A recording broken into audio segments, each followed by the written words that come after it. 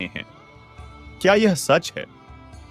पहाड़ी के ऊपर स्थित मंदिर में भगवान से मिलना चाहते हो तो शौक से जाओ, पर अपने अंदर स्थित भगवान को मत भूलो। तुम्हारा असली भगवान तुम्हारे अंदर है।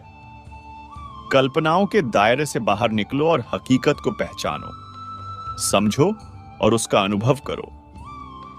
वे लोग जो भगवान में पूरी आस्था रखते हैं, उनसे अक्सर पूछा जाता है कि यदि वास्तव में ऊपर वाला है और उसका हाथ आपके सिर पर है, तो बताओ भगवान दिखाई क्यों नहीं देते?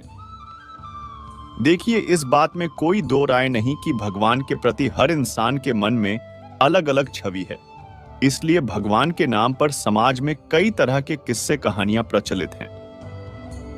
दुर्भाग्यवश धर्म और भगवान से जुड़ी अधिकतर कहानियों को हम सुनते हैं, वो बस मन से बनाई गई कहानियां होती हैं। इसलिए झूठ से पर्दा हट सके और आपको भगवान के होने का स्पष्ट प्रमाण मिल सके। भगवान कोई भौतिक वस्तु या व्यक्ति नहीं है जिन्हें हमारी आंखें देख सकें अथवा इंद्रियां जिनके होने का एहसास कर सके।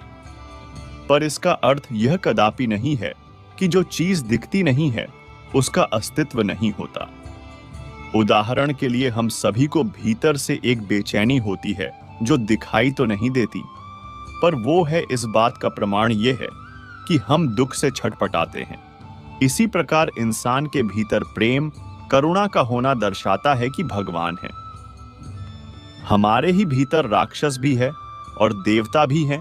इस बात का प्रमाण यह है कि भीतर का आलस्य, लोभ, वासना हमें लगातार गलत कर्म करने के लिए प्रेरित करते हैं, और वही हमारे अंदर प्रेम, करुणा और सच्चाई के रूप में साक्षात भगवान भी हैं, जो हमें झूठ के सामने सर न झुकाने और अच्छा इंसान बनने की मिसाल देते हैं।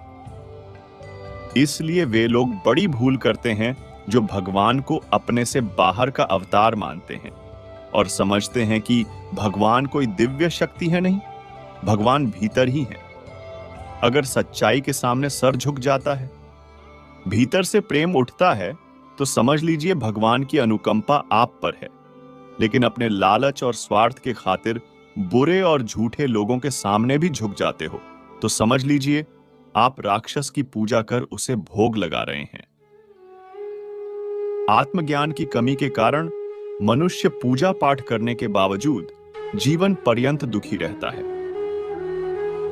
अधिकांश लोग देवी देवताओं की पूजा, आरती, उपवास तथा अन्य विधियां मात्र इसीलिए करते हैं ताकि उनकी मनोकामना पूर्ण हो सके।